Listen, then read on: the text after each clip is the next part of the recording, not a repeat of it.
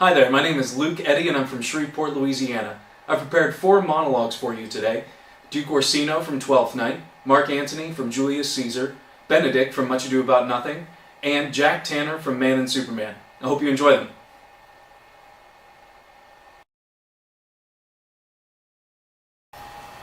Come hither, boy. If ever thou shalt love, in the sweet pangs of it remember me. For such as I am, all true lovers are, unstayed and skittish in all motions else, save in the constant image of the creature that is beloved. How dost thou like this tune? It gives the very echo to the seat where love is throned. Thou dost speak masterly. My life upon it. Young though thou art, thine eye hath stayed upon some favour that it loves, hath it not, boy?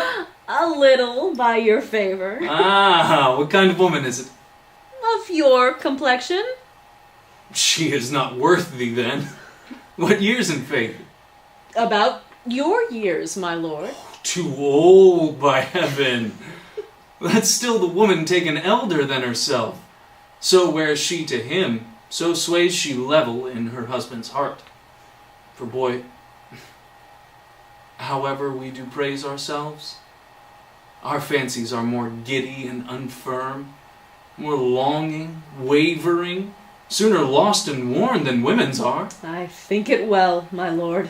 Then let thy love be younger than thyself, or thy affection cannot hold the bent. For women are as roses, whose fair flower being once displayed doth fall that very hour. And so they are. Alas that they are so, to die even when they to perfection grow.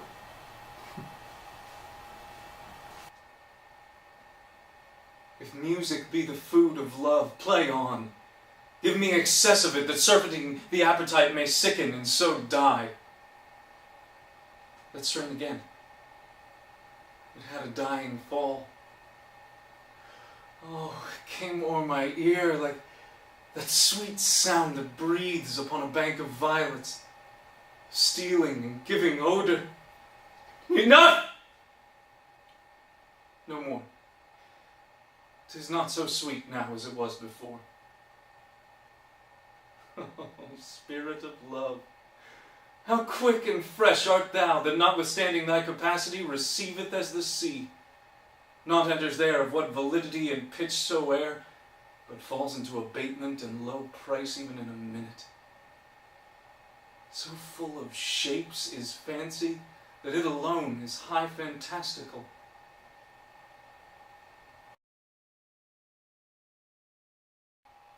Oh, pardon me, thou bleeding piece of earth, that I am meek and gentle with these butchers. Thou art the ruins of the noblest man who ever lived in the tide of times. Woe to the hand that shed this costly blood. Over thy wounds now do I prophesy, which like dumb mouths do ope their ruby lips to beg the voice and utterance of my tongue. A curse shall light upon the limbs of men. Domestic fury and fierce civil strife shall cumber all the parts of Italy. Blood and destruction shall be so in use, and dreadful objects so familiar, that mothers shall but smile when they behold their infants quartered with the hands of war, all pity choked with custom of fell deeds. And Caesar's spirit, ranging for revenge, with Ate by his side come hot from hell, shall within these confines with a monarch's voice cry havoc, and let slip the dogs of war, that this foul deed shall smell above the earth with carrion men groaning for burial.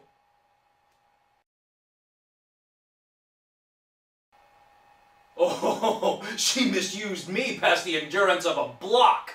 An oak, but with one green leaf on it, would have answered her. My very visor began to assume life and scold with her.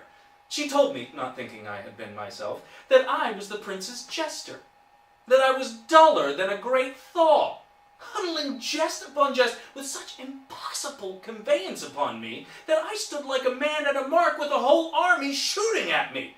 She speaks poniards, and every word stabs. If her breath were as terrible as her terminations, there were no living near her. She would infect to the North Star. I would not marry her, though she were endowed with all that Adam had left him before he transgressed. Come, talk not of her. So indeed all disquiet, horror, and perturbation follows her.